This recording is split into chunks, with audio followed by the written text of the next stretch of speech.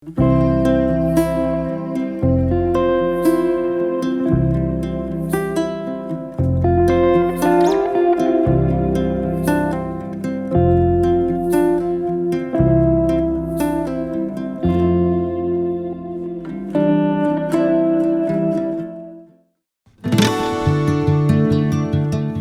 tidak harus selalu di podium atau di mimbar masjid. Menanamkan kebaikan dan mencegah keburukan bisa dilakukan di mana saja. Hal inilah yang menginspirasi Ustadz Soleh Muslim. Setiap hari, Ustadz yang sudah akrab dengan angkutan massal ini berdakwah di dalam bus kota. Bukan tanpa alasan ia berdakwah di alat transportasi massal ini.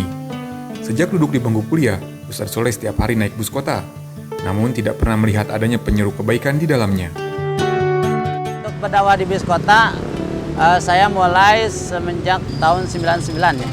Karena pertama, saya setiap hari naik bis kota ketika kuliah ya. Itu tiap hari saya naik bis kota.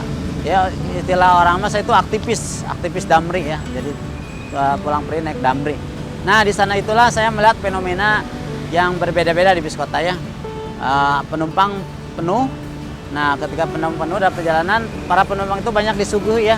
Disuguhi oleh ya tadi para penyanyi ya, KPJ menghibur, lalu ada pedang asongan, ada peminta-minta, bahkan mungkin yang tidak diharapkan adalah pecopet ya.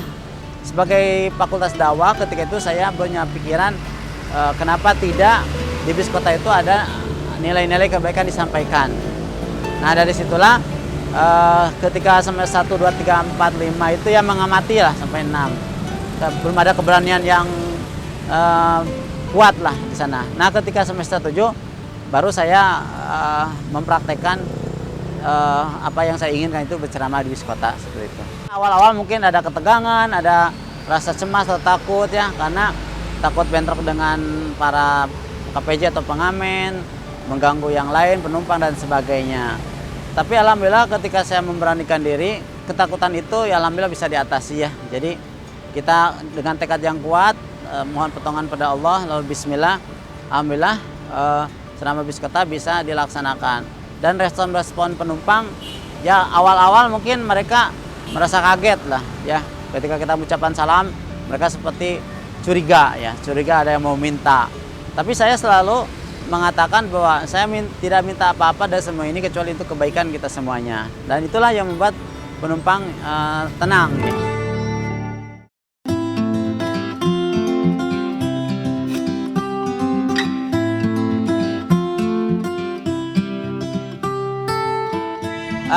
Alhamdulillah ketika saya berjalan beberapa tahun di ceramah bis kota, memang awalnya kita istilah nama tidak izin resmi dulu ya, karena seperti para KPJ pedang asongan kita biasa ya seperti penumpang bayar uang dulu, bayar ongkos, lalu ketika ada stopan macet, disitulah ceramah bis kota dilaksanakan. Nah, ketika terus bergulir tahun 2011-2012, ceramah-ceramah saya itu saya kumpulkan dalam sebuah buku 30 ceramah dari bis kota. Nah, ketika itu saya minta izin ke Damri untuk membuat sambutan ya. Nah, saya terangkan bahwa saya selama ini suka berceramah bis kota dan hasilnya saya membuat buku. Ya, alhamdulillah pengurus Damri merespon bagus ya. Jadi menyambut baik, bahkan gembira. Jadi dengan adanya ceramah bis kota seolah-olah ada bagian dari pelayanan lah ke penumpang. Jadi bukan hanya ya naik kendaraan, tapi ada yang kebaikan yang bisa dimasukkan. Jadi Damri menyambut baik, bahkan kita sudah izin ke Damri Pusat ya. Buku saya dapat sambutan dari Damri Pusat. Jadi ini bagian pelayanan Damri. Tidak jarang para penumpang merasa tersentuh hatinya dengan ceramah-ceramah yang ia sampaikan. Kini bersama seorang pengamen jalanan, Ustadz Soleh menyiarkan kebaikan untuk para penumpang bus Damri di kota Bandung. Jadi semenjak saya mulai ceramah bis kota, yang saya khawatirkan itu bentrok. Jadi bentrok ini di sini pertama takut mengganggu para penyanyi atau pengamen, jangan sampai merasa tersaingi lah. Jadi kita selalu kalau mau ceramah itu selalu didahulukan dulu para pengamen atau yang lainnya, baru setelah mereka baru saya naik. Ya mungkin awalnya mereka merasa tersaingi atau merasa kurang senang lah dengan adanya dari bis kota. Nah, tapi saya lama-lama ya silaturahim. Nah, ini kuncinya silaturahim dengan rekan-rekan KPJ ya. KPJ di Elang, di Alui Panjang, itu saya silaturahimi. Dalam bela mereka ketika saya silaturahimi menyebut baik.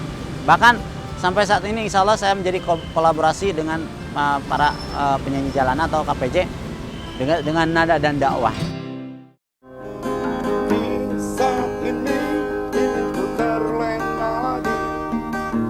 Suka dukanya dulu ketika saya ceramah mau ngawali, merasa sendiri, tidak ada teman. Jadi kadang-kadang down, kadang-kadang ya tidak semangat. Nah, jadi ada kesedihan atau saya merasa ini teh baik nggak ya? Tapi saya berniat bahwa ini harus dilaksanakan walaupun kita ada rasa malas, rasa ya cemas, takut, tapi yang harus dilakukan ini kebaikan.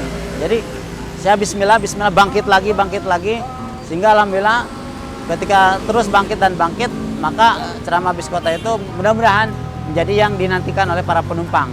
Dan saya punya slogan bahwa Dai Biskota mengajak bahagia. Artinya saya ingin para penumpang itu yang mendengarkan ceramah saya itu merasa bahagia dengan materi yang disampaikan.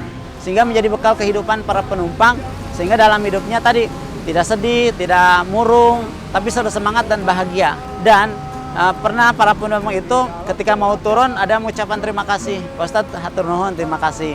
Itu sebuah kebahagiaan ketika berceramah. Jadi merasa penumpang itu mendapatkan nilai dari yang saya sampaikan, sehingga mengucapkan terima kasih dan mendukung, semangat Pak Ustadz. Nah, itu harapannya nanti di setiap bis itu ada para penceramah lah. Dan ini bisa jadi menjadi program pemerintah kerjasama dengan Damri dan semua elemen masyarakat.